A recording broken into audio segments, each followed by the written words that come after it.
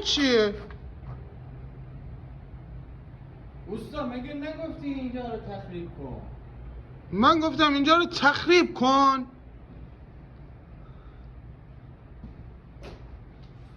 واو این چیه سبحان؟ اوستا یادت گفتی تو منو بدبخت کردی سبحان. تو گیجی مگه پسر؟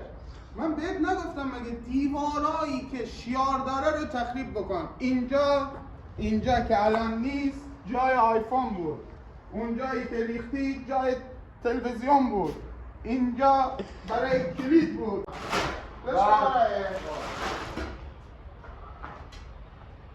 این چیه؟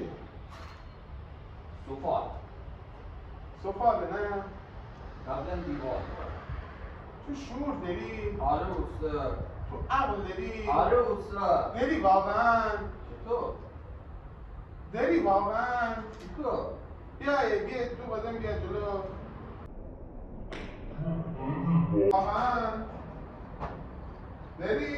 نره اوستا تو منو گفتی بگن منم بگندم به اوستا مگه من نگفتم که دیوارایی که شیار داره باید بکنی؟ ای دیوار شیار نشتی کی؟ دیوار شیار نشته چیری؟ دیوار شیار نشته چیری؟ دیوار شیار نشته چیری؟ خدایا مرا بدبخت بودم، مرا بدبخت گرفتارم. چرا؟